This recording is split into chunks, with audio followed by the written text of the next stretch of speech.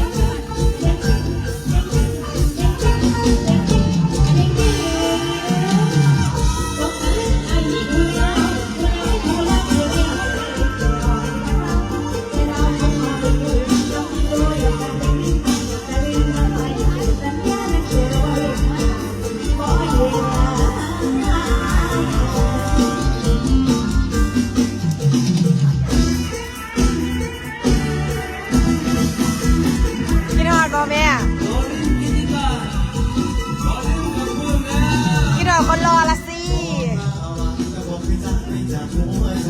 หากเก็บไปก็ได้ต้องหายหน้าไปพักวันนี้ให้มันเป็นทางแล้วมันทางของคนที่ถึงจนเราเคยสิ้นอยู่กับคำเจ้าเป็นจังไงสร้างดราม่าที่ไม่ไปทำใจทุกทางลองดูแลทุกอย่างไม่ใช่การลองมีทางลองหาคนเล่นไม่เจอแต่คนคนคิดทำบ่อยคนสรุปสุดท้ายก็มีใครเข้าใจมีเจอเห็นเบาหน้าเธอยิ้มให้เด้อแฟนเบิ่งเบิ่งเบิ่งเบิ่งให้เจ้าดูเก่งเบิ่งเบิ่งและกันเจ้ามองกล้าเบิ่งก็ลองยิ้มให้สักคนรู้ตัวคนคือพ่อเจ้าเด้อแค่มาเจอแฟนเจ้าคงบ่ว่าแค่มาเจอแฟนน้องคงบ่ว่าลองพบหน้าแล้วไอ้สิลาเจ้าไม่รู้ดีบ่แม่นไอ้อันที่มันเจ้าจับต้องดอกนาขอสิแค่ได้เจอบ้างเพื่อจะทำให้น้ำเวลาขอบคุณสำหรับทางบ้านที่ส่งมายิ้มให้คนเสิร์ฟเห็นบ้าหน้าเธอยิ้มให้เด้อแฟนเบิ่งเบิ่งเบิ่งเบิ่งให้เจ้าดู ขออภัยนะคะนี่เพจท็อปนรากรนะคะ ไม่ใช่เพจวงนะคะ รู้ตัวคนที่พ่อเจ้าเด้อแค่มาเจอแฟนเจ้าคงบ่ว่าแค่มาเจอแฟนน้องคงบ่ว่าขอพบหน้าแล้วไอ้สิลาเจ้าไปดูดีบ่แม่นไอ้อันที่มันเจ้าจากเขาดอกนาขอสิแค่ได้เจอบ้างเธอจะทำ